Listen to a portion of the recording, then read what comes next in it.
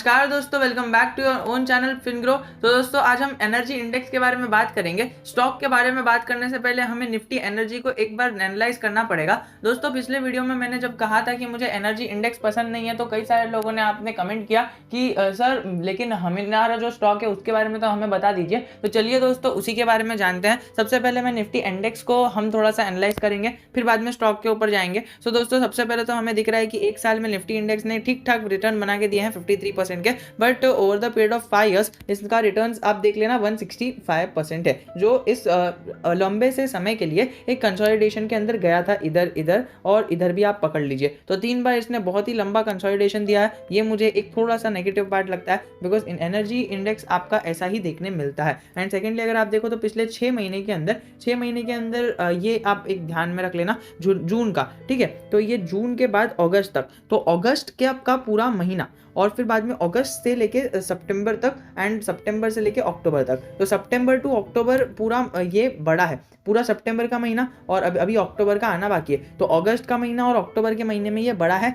जून के महीने में जुलाई के महीने में ये कम हुआ है, ठीक है। तो फुल जुलाई का महीना ये नीचे जा रहा था और अगस्त का महीना ऊपर गया, सितंबर का महीना ऊपर गया। अब देखते हैं जुलाई के महीने में क्या हुआ। अब दोस्तों देखो ये है ना, जुलाई का महीना है और जुलाई के पूरे महीने में जो एनर्जी कंजम्पशन थी वो बढ़ गई है, लेकिन फिर भी स्टॉक का प्राइस जो है वो नहीं बढ़ा, निफ्टी इंडेक्स नहीं बढ़ा और निफ्टी का जो सेक्टर का वो एनर्जी सेक्टर है वो नहीं बढ़ा। और दोस्तों थोड़ा सा और आगे जाते हैं, जुलाई के बाद आगे थोड़ा सा बढ़ते हैं एंड जो अगस्त के बारे में देखते हैं। तो दोस्तों अगस्त में फिर से ये जो कंजम्पशन है, पावर कंजम्पशन बढ़ गई। दोस्तों देखो 12% बढ़ा तो कुछ नहीं हुआ, फिर 18% बढ़ा तो अचानक से उसके अंदर एक अपसाइड आने लग गई। फिर अगर हम फिर से देखें तो 2021 के सितंबर क्वार्टर में, तो सितंबर मंथ में अभी जस्ट सितंबर मंथ खत्म हुआ एंड हमने देखा कि फिर से इसके अंदर जो इंक्रीमेंट है वो आया है और हैवी इंक्रीमेंट आया है और फिर से स्टॉक ने एक अपसाइड दिखाई है एंड निफ्टी जो एनर्जी सेक्टर है उसने भी एक अपसाइड दिखाई है। अब दोस्तों चलते हैं जो राकेश झुनझुनवाला जी ने क्या कहा है। तो राकेश झुनझुनवाला जी ने कहा है कि ये जो 1991 के लिबरलाइजेशन के ऊपर जो स्टॉक की प्राइस भागी थी एंड जो लिबरलाइजेशन हुआ था ना, उससे ज़्यादा जो इफेक्ट है वो इफेक्ट हमें पावर सेक्टर के अंदर अभी के टाइम पर देखने मिल सकता है करंट वैल्यू में। तो दोस्तों अब हम अभी थोड़ा सा इसको रीड करने के बाद स्टॉक के ऊपर जाएंगे, फिर बाद में एनालिसिस करेंगे। तो सबसे पहले देखते हैं, billionaire investor Rakesh Jhunjhunwala is a recent in a recent interview with India today said the electricity bill 2021 once passed could be an even bigger reform than 1991 new economic policy that catapulted India to a fast growth path and market driven economy। So दोस्तों इन्होंने क्या बताया है, एक basically एकदम छोटे से sense में आपको बताना चाहूँ तो एकदम उसको मतलब कंक्रीट करते हुए मैं बताना चाहूँगा, कंप्लीट समरी बताना चाहूँगा। उन्होंने पूरे इंटरव्यू के अंदर ये एक चीज़ कही है एनर्जी सेक्टर, इलेक्ट्रिक सेक्टर से, कि अभी जो उनका बिल आने वाला है ना, जो इलेक्ट्रिक सेक्टर का आपको पता है, इलेक्ट्रिक बिल 2021 में पार्लियामेंट में आने वाला है। तो वो जो बिल पास हो जाएगा ना एनर्जी सेक्टर के लिए, तो वो एक बहुत ही अच्छी बात होगी एनर्जी सेक्टर के लिए स्पेशली।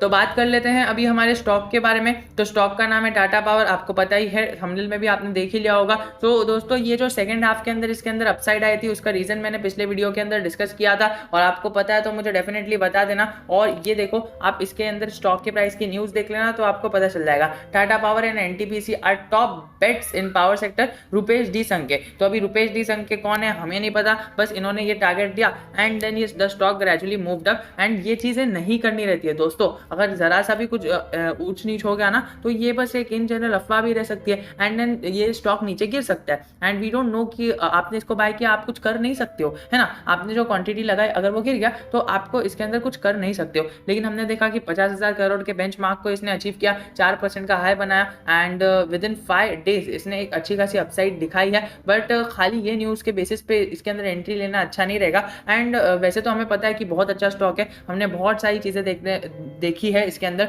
और हमने ये भी देखा है कि इसका जो CDP स्कोर है वो की है और आने वाले टाइम में इसका CDP स्कोर भी बढ़ने वाला है, जिससे आने वाले टाइम में हमें इसका भी फायदा होते हुए देखने मिलेगा। तो चलिए बिना टाइम वेस्ट किए हम इसके की पॉइंट्स पे बढ़ जाते हैं। तो इसका की पॉइंट्स ये देखिए, 12,800 मेगावाट का जो इनका कैपेसिटी है, थर्मल कैपेसिटी है, हाइड्रो कैपेसिटी है, रिन्यूएबल कैपेसिटी है, WHR प्रोजेक्ट पावर प्लांट है। तो ये हर एक सेक्टर के अंदर इनकी जो कैपेसिटी है वो इनको एक मेगा प्रोजेक्ट बनाती है। प्लस टाटा मोटर से आने वाला बिजनेस और टाटा ग्रुप से आने वाला बिजनेस भी इसे ही फंड करना है। प्लस अभी देखिए जो इनका टाटा ग्रुप ने अभी जो हमारे एविएशन इंडस्ट्री के अंदर कदम रखा है, मतलब कंपनी को बाय किया है, एक्विजिट किया है, उस कंपनी का भी जो पावर सेक्टर का मतलब पावर से रिलेटेड चीज़ है वो भी इसी जगह से जाने वाली है। अब दोस्तों वी डोंट नो कि वो कंपनी का क्या होगा, बट पावर सेक्टर की डिमांड तो एक कंपनी फुलफिल डेफिनेटली ही करेगी। आने वाले टाइम में आप इससे स्प्लिट एक्सपेक्ट नहीं कर सकते हो, लेकिन बोनस और डिविडेंड जरूर की जरूर इसके अंदर आपकी एक्सपेक्टेंसी रहनी चाहिए और जरूर की जरूर रहनी चाहिए। अभी देखिए जल्दी ही इसने अपने ऑल टाइम हाई को ब्रेक किया था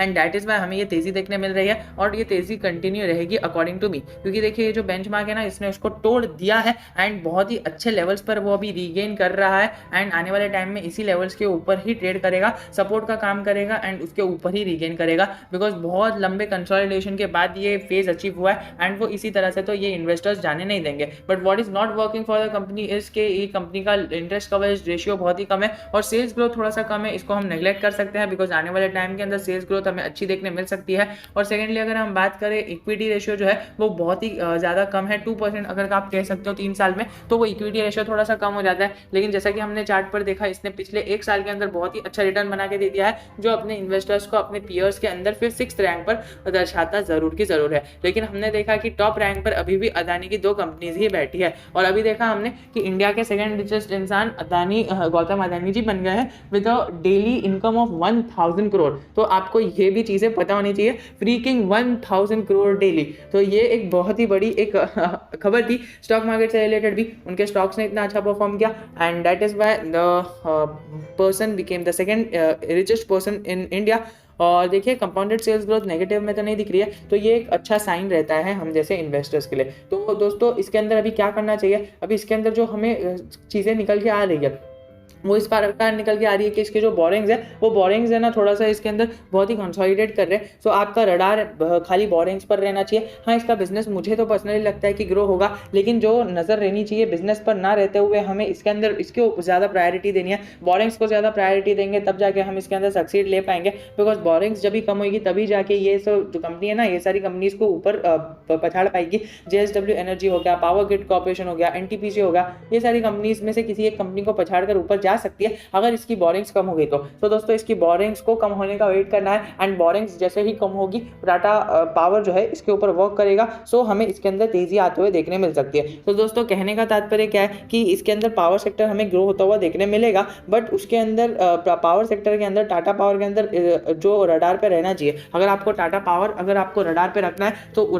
टाटा पावर के अंदर आपको ये चीज़ें रडार पे रखनी है कि इसकी बोरिंग्स किस प्रकार इंक्रीज हो रही है या डिक्रीज हो रही है। बस बोरिंग्स पे अगर आप रडार रखोगे, नज़र रखोगे, बाकी सारी चीज़ों पर मुझे एज सच नहीं लगता है कि इतना ज़्यादा प्रेफरेंस देना चाहिए, बट फिर भी अगर आप देते हो so that is a very good choice. But mostly लोग बोरिंग्स को निगलेक्ट कर देते हैं, मतलब हर एक स्टॉक के अंदर कोई भी एक पॉइंट रहता है जिसको निगलेक्ट नहीं करना रहता है and in this stock this thing is borings and अगर आप बोरिंग्स को निगलेक्ट कर दोगे तो शायद आप सक्सीड नहीं हो पाओगे। सो बोरिंग्स को ज़रा भी निगलेक्ट मत करना। अगर बोरिंग्स कंटिन्यूस बेसिस पे बढ़ते जा रही है तो आपको एक भारी भरकम नुकसान हो सकता है, बिकॉज यहाँ से जनरली 2010 से हमें बोरिंग्स बढ़ते हुए देखने मिली है एंड अभी भी फिर से ही वो 50,000 के आसपास ही है, उससे मतलब नीचे भी नहीं है कम भी नहीं है, एक ही रेंज के अंदर अगर आप ऑन एन एवरेज पकड़ोगे तो 45 के आसपास आ जाता है on an average of the borings and जो 10 ईयर्स पहले का जो एवरेज था वो भी अभी ही एवरेज 10 ईयर्स के एवरेज का 45,000 निकल के आ जाता है और अभी भी 45 के आसपास ही वो जो बोरिंग्स है वो है।